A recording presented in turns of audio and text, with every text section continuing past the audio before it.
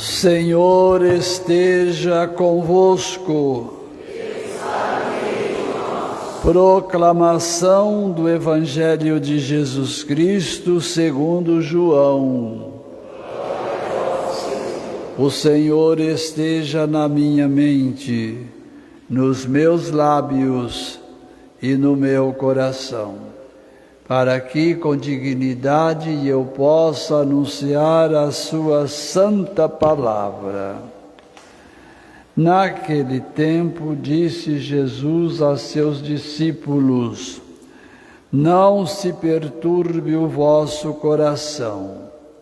Tendes fé em Deus, tende fé em mim também. Na casa de meu Pai há muitas moradas. Se assim não fosse, eu vos teria dito: vou preparar um lugar para vós. E quando eu tiver ido preparar-vos um lugar, voltarei e levarei comigo, a fim de que onde eu estiver, estejais também vós. E para onde eu vou, vós conheceis o caminho. Tomé disse a Jesus: Senhor, nós não sabemos para onde vais. Como podemos conhecer o caminho? Jesus respondeu: eu sou o caminho, a verdade e a vida. Ninguém vai ao Pai senão por mim. Se vós me conhecesseis, conheceríeis também o meu Pai. E desde agora o conheceis e o vistes. Disse Filipe: Senhor, mostra-nos o Pai, isso nos basta. Jesus respondeu: há tanto tempo estou convosco e não me conheces, Filipe? Quem me viu, viu o Pai. Como é que tu dizes: mostra-nos o Pai? Não acreditas que eu estou no Pai e o Pai está em mim? As palavras que eu vos digo, não as digo por mim mesmo, mas é o Pai que permanecendo em mim, realiza as suas obras. Acreditai-me, eu estou no Pai e o Pai está em mim. Acreditai, ao menos por causa destas mesmas obras. Em verdade vos digo, quem acredita em mim fará as obras que eu faço e fará ainda maiores do que estas, pois eu vou para o Pai. Palavra da salvação.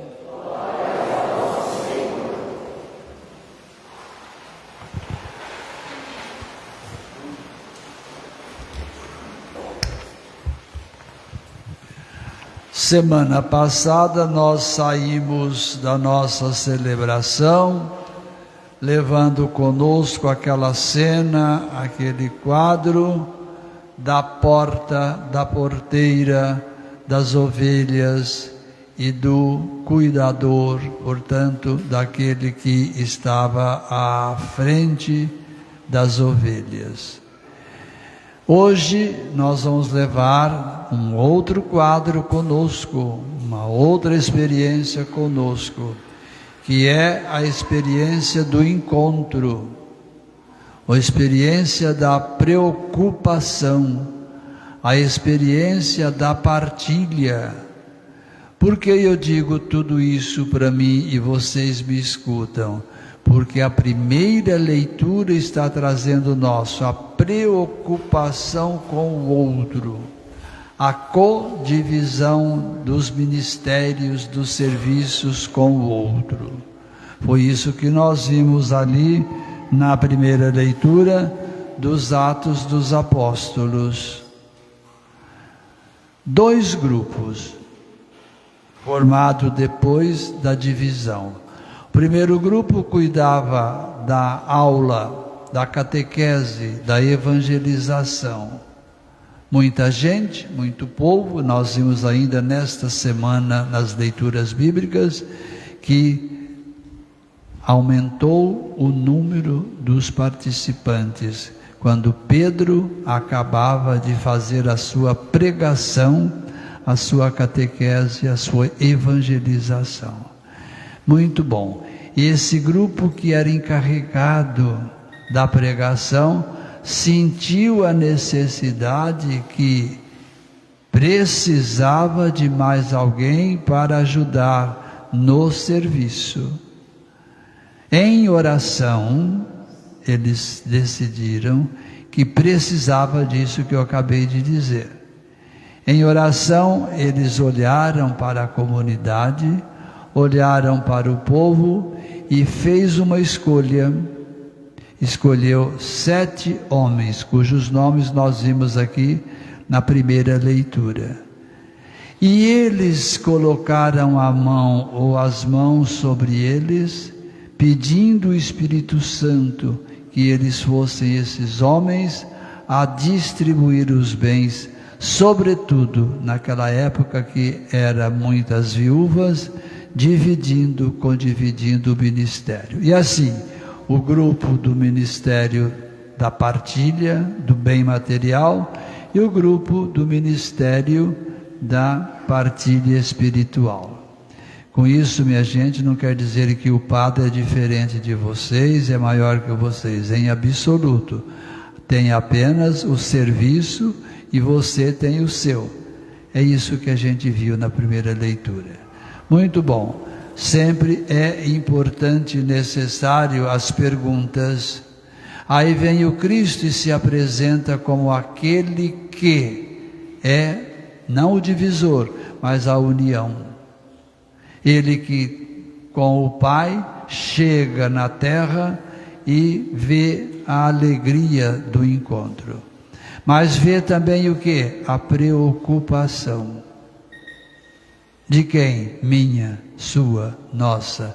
Só que a preocupação aqui era uma preocupação com a vida eterna, com o paraíso. E ele vendo essa preocupação do povo, o coração de cada um deles meio machucado, então ele disse assim: não fica com o coração de vocês perturbado. Na casa do meu Pai são muitas as moradas. Olha que coisa bonita, minha gente. É um modo material de descrever, de dissertar o paraíso. Muitas moradas.